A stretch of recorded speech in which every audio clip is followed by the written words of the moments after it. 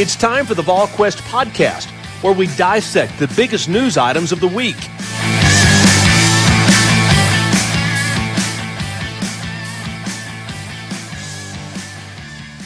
Good Tuesday, everyone. Welcome to the Smoky Mountain Organics Volquest.com podcast on this Tuesday. Glad to have you along with us with Austin Price and Ben McKee. I am Brent Hobbs. Smoky Mountain Organics been a longtime friend and longtime partner for us here at Volquest.com. Check out one of their 3 locations in East Tennessee to serve you. They've got that one in Knoxville on Kingston Pike, just across from Trader Joe's. Trader Joe, and you can buy online at their website at SmokyMountainOrganics.com. That's Smoky Mountain Organics, East Tennessee's most trusted health and wellness store, focusing on natural products and organic remedies.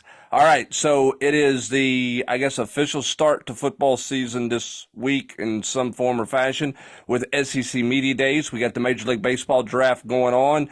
Big news, big night for Tennessee on Sunday night.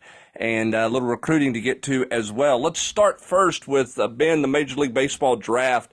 What surprised you? I know Tony Vitello being good on a studio panel set did not surprise anybody, but what surprised you about the draft on Sunday night? Nor did his hair looking immaculate, which for somebody who is losing his hair made me extremely jealous. But I knew Tony would be great.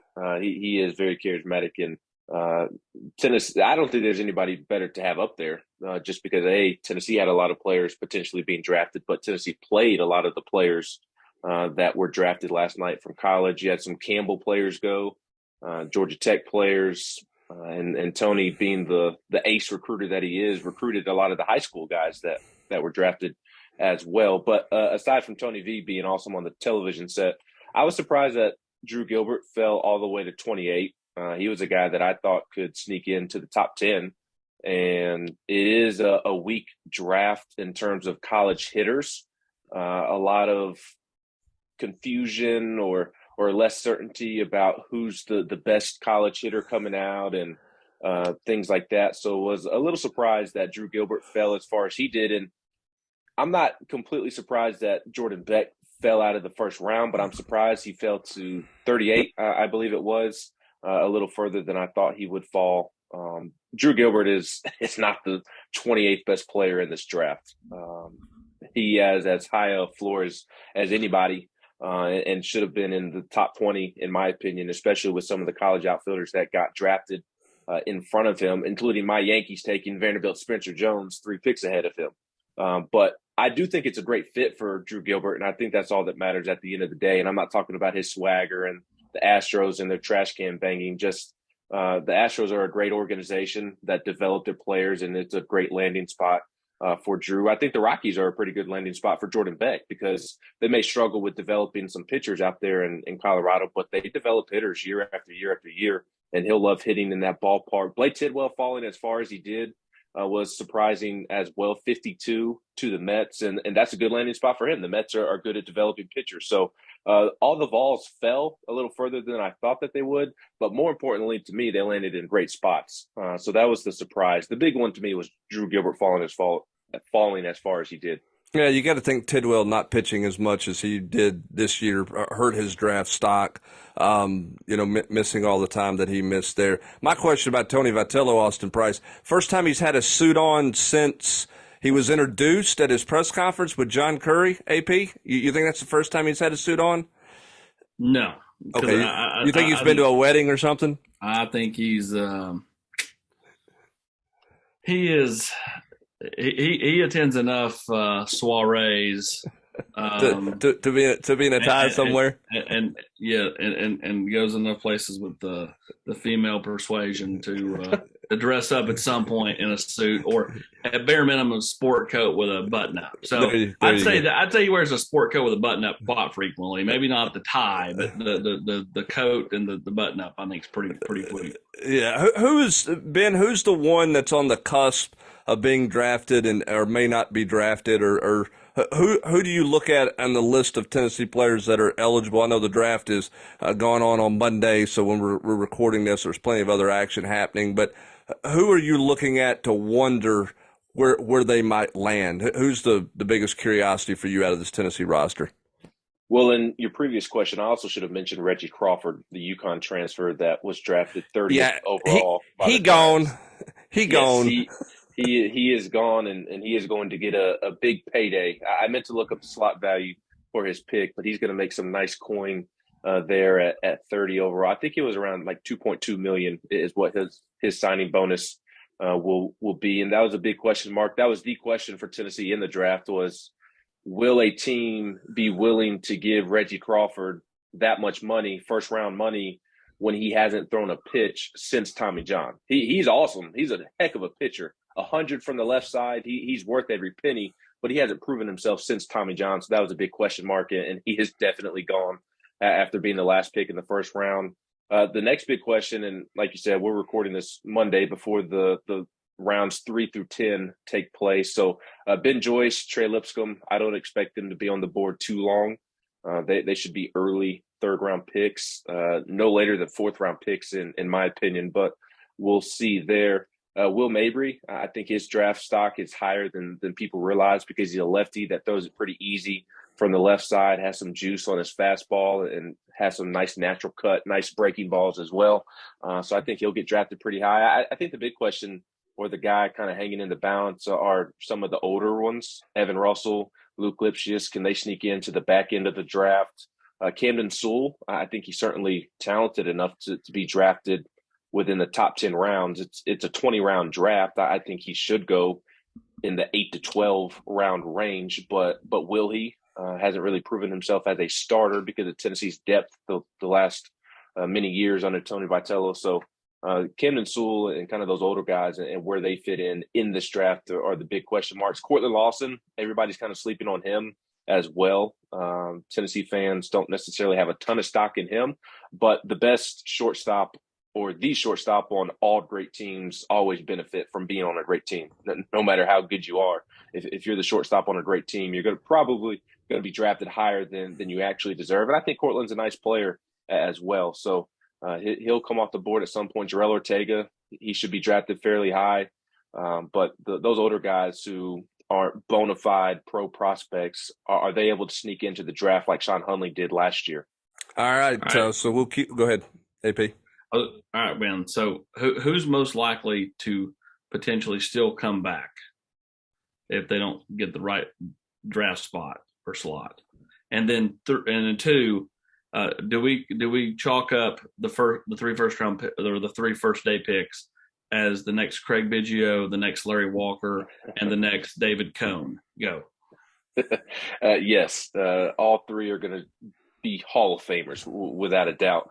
I don't think there is a guy that's going to come back. To be honest with you, I think Tennessee was on the verge of getting Blake Tidwell back last night until the Mets called him and just decided to spend more money than maybe they were initially anticipating because of how far he fell. As you mentioned earlier, Brent or AP, one of you, Tidwell really was hurt in terms of draft stock by being injured this season. That he lost a lot of money. A lot of those college pitchers were. Yes, absolutely. And I talked earlier about the lack of conviction in college hitters. There's that same lack of conviction in college arms because so many were hurt this year. So many of the top pitchers in college baseball are coming off Tommy John or some form of arm injury, and Blake Tidwell unfortunately lost money because of that and didn't necessarily look like the pitcher he can be. So Tennessee was on the verge of getting Blake Tidwell back last night because of how far he fell. And then the Mets swooped in at the last minute and offered him a nice bag. So I don't think there is a guy that is in the draft and is in kind of in limbo. Cortland Lawson, he doesn't have a spot now that Maui Ahuna, the Kansas transfer, is here. I guess he could slide over to second. But again, I think he's going to be drafted higher than people anticipate. Jarrell Ortega, there's zero chance he comes back. I guess your answer would be Camden Sewell. If he just went undrafted or went at the very end of the draft, then maybe he's enticed to come back. But I don't think that's his or his family's mentality. Will Mabry, maybe. But again, Will told me earlier this week that his advisors were telling him rounds 4 through 8. And if he goes in the 4th to 8th round, he's not coming back to school because he'll get a nice signing bonus as well. So I don't think there is anybody, honestly. And when you look at the high school signing class that Tony Vitello has coming in, not a lot of concern there with the draft here over the next couple of days. It feels like this draft, based on what happened last night, there's major league teams like college players a little bit more than they do some of the high school kids, considering where that was 5 or 10 years ago. It seems like there's been a real shift there, which I guess is a credit to the development of the college game, Ben. Yes, and COVID. This is a effect from COVID as well, in my opinion, just because college coaches and pro teams, there was about a year and a half to where they couldn't scout and get out on the road like they traditionally do. So some of these kids aren't as well known, both at the college level and the pro level when it comes to scouting. But Tennessee's not too worried about its signing class. There's a couple of guys that they're keeping an eye on, but nobody that they're really worried about. Alex Stanwich, an outfielder from Illinois, he's been compared to Jordan Beck to me and further developed than Jordan when entering college. Again, he's an outfielder from Illinois. They're slightly worried about him, but don't think that he's not going to make it in. There's an outfielder, Reese Chapman from Colorado, who's been a big-time prospect, a little bit worried with him. There's a player from St. Louis. That's the only reason they're worried about him is because the Cardinals, or not the Cardinals, but the Royals, the Kansas City Royals, they tend to overspend in the draft. And that's why the draft makes these college coaches so nervous, because you think a kid is coming to school and then all of a sudden a team swoops in and gives the kid probably way more money than they actually deserve just for the sake of signing him. It happened with Ryan Spikes last year. Tennessee thought they were going to get the shortstop from Georgia and would have been probably Tennessee's best freshman. He was highly regarded, more so than Blake Burke and Christian Moore, and up there with Chase Burns. And Tennessee got out of the first and second round. They were feeling good. He goes in the third round to the Rays, and the Rays gave him first round money or early second round money and kind of swooped in at the last second and stole him from Tennessee. So that's the worry with these high school kids. They don't necessarily think that anybody's going to get drafted high enough to leave. They're just worried that a team's going to give them more money than maybe they actually deserve just for the sake of signing them. So there's a couple of guys that they've got their eye on, a little bit worried about, but nobody that they're just completely worried like last year that they're not going to make it to campus. All right, we'll see what happens with the baseball draft moving forward as that continues to roll on. Austin, let's talk a little football recruiting before we get into the back half of this podcast and talk some SEC Media Day topics and different things there. Tennessee had that flurry in early July that we talked about, kind of anticipated. Seems like it's slowed down a little bit here middle of the month, and that's kind of, I guess, anticipated as well. What's on the horizon? What do you got your eyes on in recruiting here over the next week and a half, 2 weeks before camp starts? Well, there's 3 names that I think you look at specifically. We'll start with Nathan Laycock. Laycock will pull the trigger on Friday. I'd be feeling pretty good if I'm Tennessee. I think Tennessee's in a really good spot there. Really likes Kelsey Pope a ton. Feels like he fits into Tennessee's offense, and somebody that can run and do what he can do at his size is a nice solid get. Then there's Stanton Ramil, who is yet to name a date. I continue to be told end of July, maybe first week August, but likely end of July. Seems like it's shaping up that way. I know Tennessee feels like there's a lot of great dialogue there. I think Tennessee's the team to watch there. And then David Hobbs, defensive lineman, earned an offer in June. Going to do something first part of August. We'll see. Some people have got him kind of pegged to stay in the state of North Carolina. I'm not ready to go that far. I'm ready to kind of keep this thing wide open here with a couple of weeks to go and see if Tennessee can make a real move here the last couple of weeks. And then there are other guys, Jakeem Jackson, going to do something on the 28th. That just feels like Florida. I mean, the only thing that gave me pause and the reason I put that in the war room is a lot of people had his brother pegged to run track at whatever school they were going to the same school. Then the brother went to Kentucky. The brother did not mesh with Tennessee's new track coach when they were at North Carolina, at A&T, whatever it was. So he probably was never going to come here. So I thought, well, if the brother's not going to go to Florida, then that may open things up for Jakeem to go to Tennessee. We'll see. A lot of people still haven't paid for Florida. And then, Ricky Gibson going to take that visit to Georgia. We'll see what Georgia wants to do with him. Do they push to take him? If so, then I'd probably like Georgia's chances there. If not, then, I think Tennessee's chances increase dramatically. Interesting on Hobbs, with his sister being a high-profile basketball player, camped at Tennessee. Tennessee's recruiting her. Don't know how big of a factor that's going to be. I think South Carolina and Yukon have expressed interest in her as well. She's a year younger than him. I don't think they're a given to play together, but you wonder if there's a tie there or if that has any effect on it. And as for Stanton, my question with Stanton is that Michigan State and Tennessee, or is somebody else in that deal, AP? It feels those two, and then I think the sneaky team there is Clemson. Okay. I think the sneaky team there. So it definitely bears watching. But again, I still think Tennessee's the team to beat for Stanton Ramil as we, reach the 19th of July. Does But it is. But if you're a recruiting junkie, like, you just need to calm your jets. Like, I keep getting all these questions on the board. I've answered the same 14 questions, 17 different ways. Like, it's just not a whole lot going on right now. This is a slow time. Tennessee had that huge flurry with 8 guys pulling the trigger in the matter of a week and a half. Like, there's going to be a little bit of a lull here. Even if they land Laycock on Friday and Ramil, let's say at the end of the month, it's just going to slow down dramatically as we reach the season. It always does, because kids get into their high school season. They're now getting close to going into 2-a-days, or depending on what state you're in, or whatever. And then Tennessee obviously is getting ready to start fall camp here in less than 2 weeks. So it's going to slow down dramatically. And just don't worry about numbers. The numbers are what they are. Tennessee's going to take as many guys as they can, in my opinion, based off the fact that you can, and there's likely going to be a lot of defections across college football at the end of the season. All right, so you mentioned Georgia getting a visit from Ricky Gibson. It obviously opens up a little bit here at the end of the month. Do you anticipate Tennessee having many or anybody in?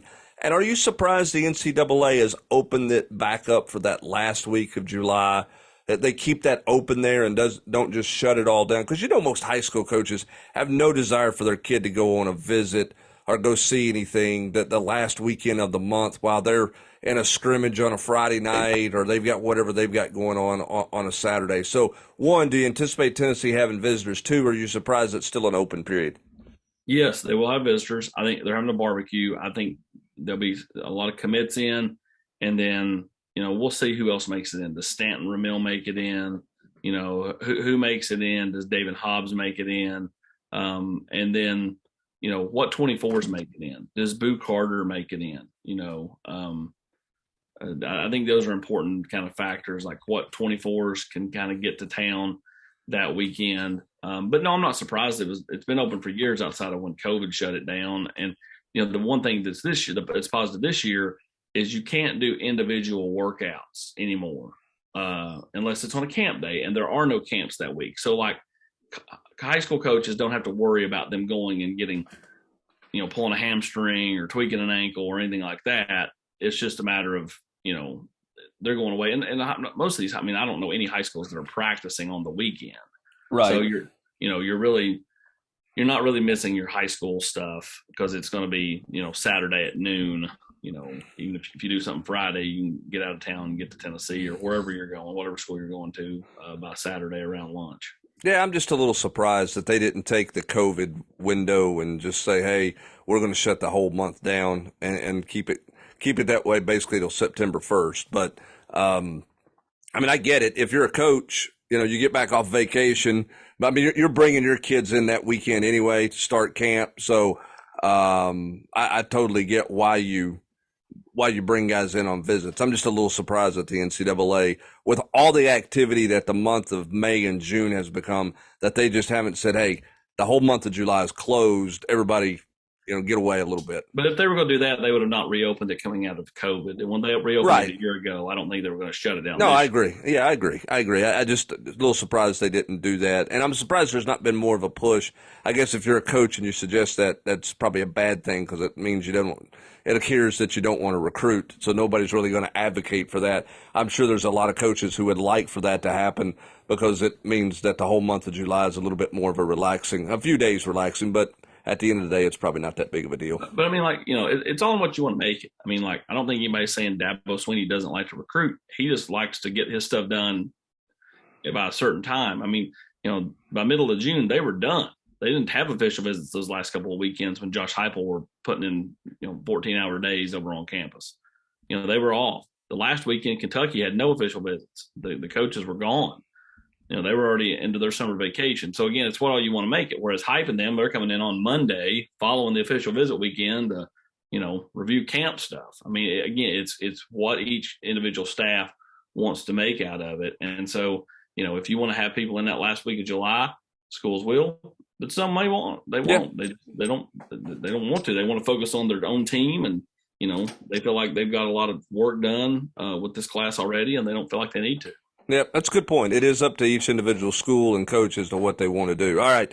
It is the official start of college football season for the SEC, as this is Ben McKee, the Bush Beans SEC Media Days, or SEC Media Days brought to you by Bush Beans. I don't know if that means, Austin, that you're limited in your Dr. Pepper consumption while you're there. We'll still have Dr. Pepper. Still have Dr. Pepper. I don't know if they're serving a side of beans with those or not, but it is the Bush Beans SEC Media Days at the College Football Hall of Fame in Atlanta, that's somehow presented, I'm sure, by Chick-fil-A somewhere along the way, as well as they get their NASCAR sponsorships in. NIL is going to dominate the conversation down there. And we'll see what Greg Sankey has to say in just a little bit when he addresses the media. Where's Greg Sankey feeling about NIL right now, given the fact that 3-4 of his schools in the league have publicly come out and said to their fan base and their donors, hey, donate to the collective, help our student athletes out? How's Greg Sankey playing NIL at SEC Media Days in front of all the media? Well, I would imagine he's being pretty cautious with it because we're still in this weird spot of being allowed to essentially pay for recruits, but also not really knowing what the rules are. We're still trying to. It's because there are no rules. Yes, exactly. It's really weird right now because you're allowed to use NIL to your advantage, but in a way, it feels like you're not allowed to use NIL. The teams to have come out and said, yeah, we're using NIL to our advantage, they've kind of been shamed in a way. Just go back to the Nick Saban and Jimbo Fisher dispute. So I think he'll be kind of cautious with his comments and give the typical political down the middle answer of how it can be beneficiary to a program, but we also have to make sure that we're doing it the right way. I'm sure he'll be kind of cautious and weary with it. Because he also has a school in his conference, Tennessee, who technically is still under NCAA investigation. So I think he'll be kind of cautious with his comments and kind of play it down the middle. AP, will NIL be the dominant topic for 3 days, or do you think that there's going to be enough people who are not going to get into those conversations that it really becomes kind of a non-topic pretty quickly down there? I'll be honest with you. What I believe to be the biggest issue with college sports, or specifically college football, or even basketball, and maybe even sometimes baseball, is not NIL.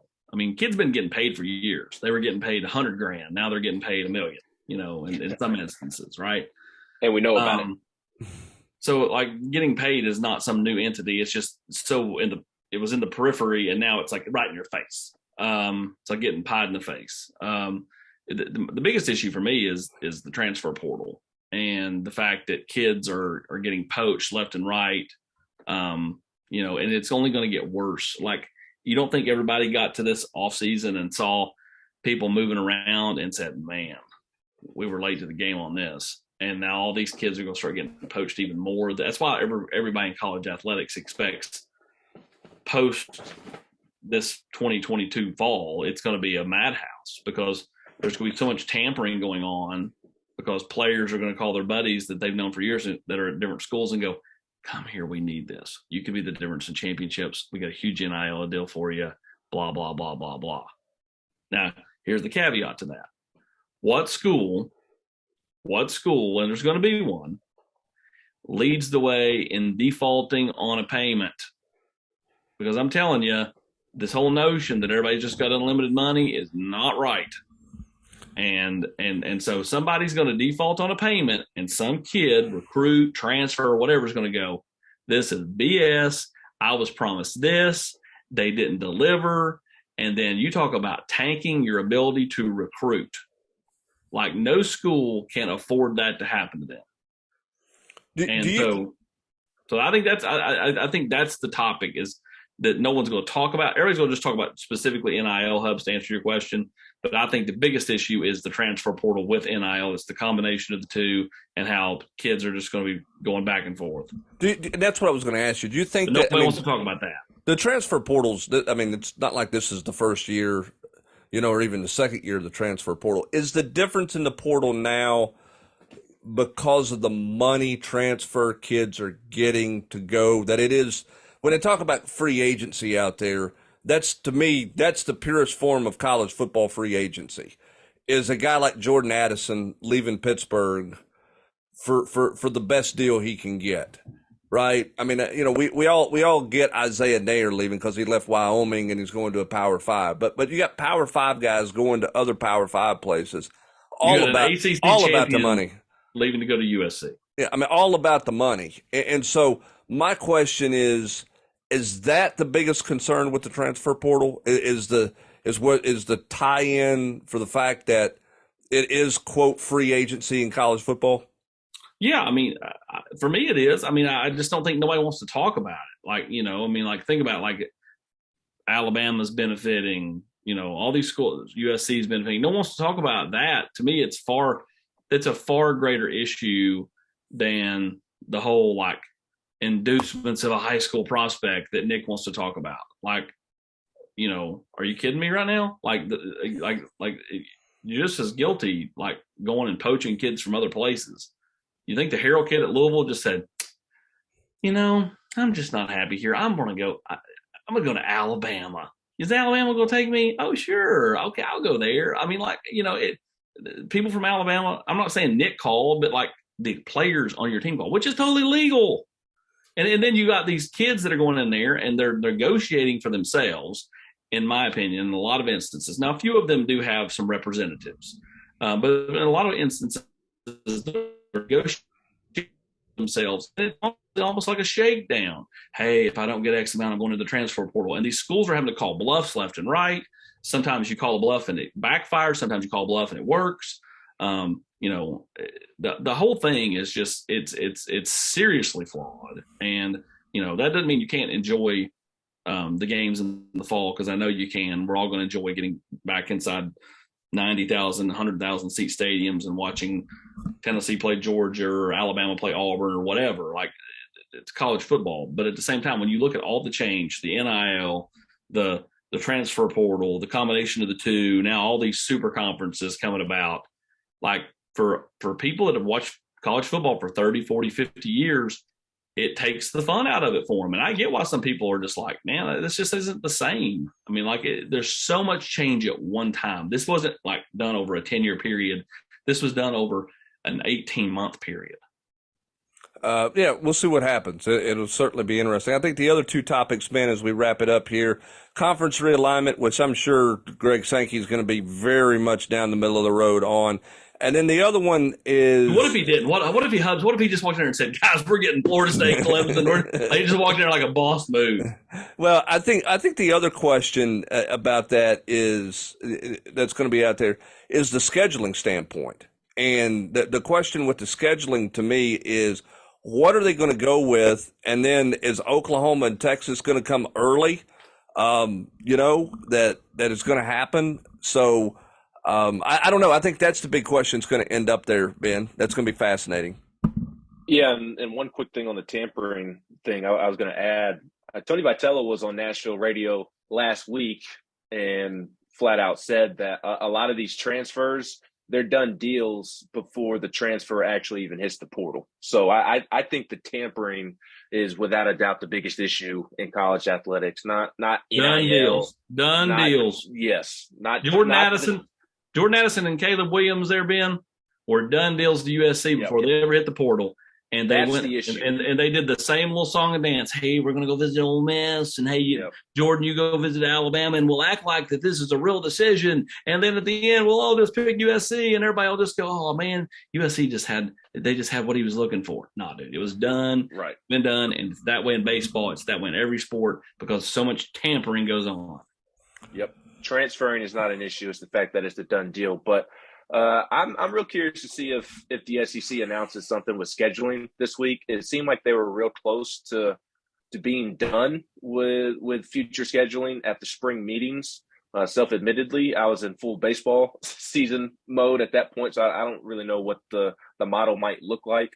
But it did seem like they were close to announcing a new schedule model. So I'll be curious to see if Greg Sankey and the SEC does have something to announce there, because I agree with you. I think in terms of conference realignment, and unless they do have something up their sleeve with announcing new teams, I think he'll not even play it down the middle. I think he'll kind of decline to comment, to be quite honest, because he's said all that he can said up until this point. But and then I know you didn't ask about this, but with Tennessee, I think that's going to be the big conversation for Josh Heupel on Thursday, because outside of Knoxville, what is the talk about Tennessee football right now? It's kind of the NIL, in my opinion. So I wouldn't be surprised to see Josh Heupel maybe peppered with some NIL questions from media members outside of Knoxville on Thursday when he goes. Yeah, I don't disagree, because I think from a national standpoint, the Nico storyline is something that the regional writers and national writers would like to get more in depth about, because I don't think, Austin, that Nico and his family are going to be doing a lot of talking. They're doing a lot of stories or anything like that. So they're trying to find some angle with that story to a degree, for sure. The last thing, and I mentioned this in the war room, anybody going to show up with NIL gear to market? Somebody will. If you're Hendon Hooker, do you roll in with your book? I mean, I'm being serious. I'm not being a smart aleck. I would. Did somebody roll in with that? Do I put it on the podium? I'm assuming that Hendon will be at a podium. If Right. he is at a podium, I'd set it up right there in front of me.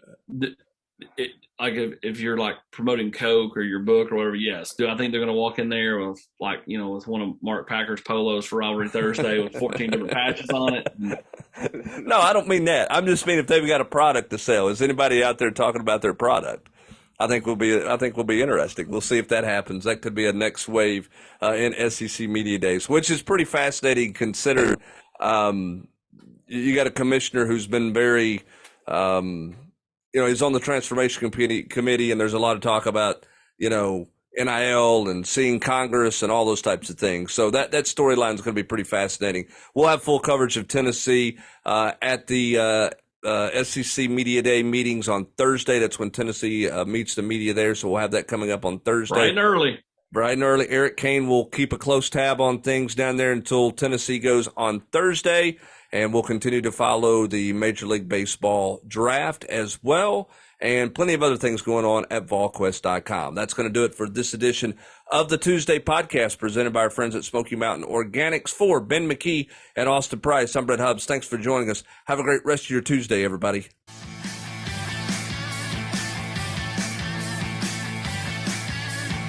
You've been listening to the Volquest podcast every week here on Volquest.